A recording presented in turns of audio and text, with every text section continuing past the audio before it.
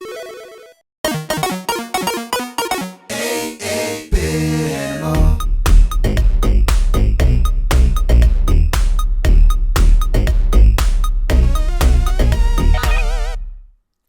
you doing, good people? This is the 8-Bit Animal, and today we're going to talk about a Simpsons spin-off title. It was published by Acclaim like the other 8 and 16-bit console Simpsons games, and it's actually head and shoulders better than the other 8 and 16-bit Simpsons games. I like Bart's Nightmare. Bart's Nightmare is cool, but Bart's Nightmare isn't great. Virtual Bart is okay. Virtual Bart isn't great. The NES games just aren't good, except for this one. This game was produced for the NES, Super Nintendo, Genesis / Mega Drive, and Game Boy. And each version has the same premise. You control Krusty the Clown. Krusty the Clown has to get rid of these rats that have taken over his funhouse. And you use different items to create a path to their extermination. Today, we're going to take a look at Krusty's Funhouse. Now, in Krusty's Funhouse, like I said, you control the titular Krusty the Clown. I don't know if this was before or after he got canceled and replaced by Gabbo. I don't know. But yeah, this game is pretty good. There's no Gabbo in it though.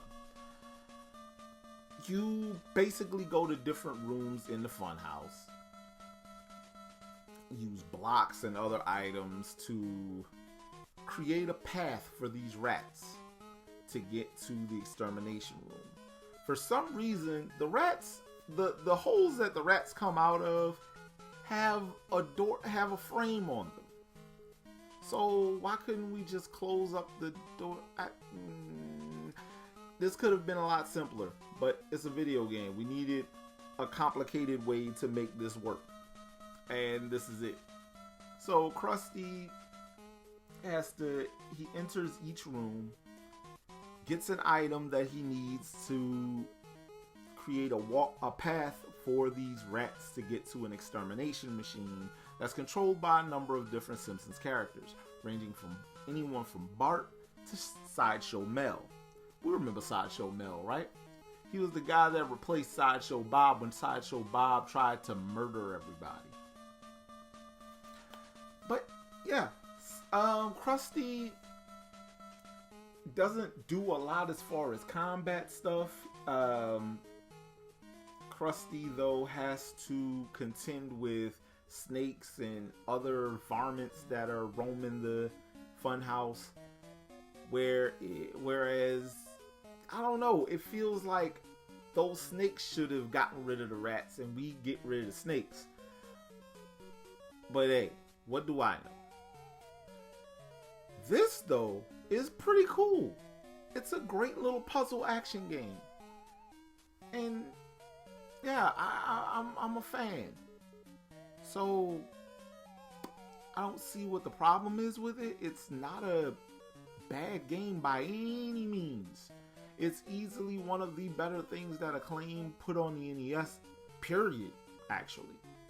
Which is saying a lot because Acclaim was kind of known for just putting out some strongly mediocre stuff.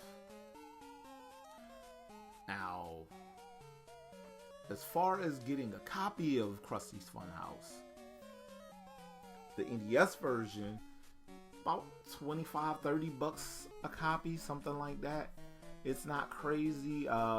Actually, it starts out cheaper than that. You can get copies for about anywhere from like $10 to $15 a copy. That's base price though. It goes up. Lots of copies I've seen have been bundled with other Simpsons games. I'm sorry.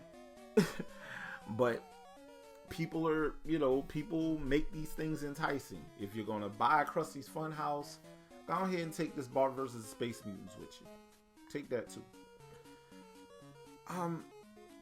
The 16-bit versions are probably, I know the Super Nintendo version is actually a little cheaper because it was a little easier to get your hands on than the 8-bit version, because the 8-bit version happened in 92, which was towards the end of the NES life cycle. But yeah, regardless of what version of this game you get, and I recommend this 8-bit version, I recommend all of them, honestly. But yeah, this NES version is pretty good. Graphics are good, the gameplay is solid.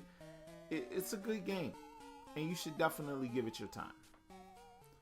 This has been the 8-Bit Animal, and I'll catch you beautiful people tomorrow. 8-Bit Animal.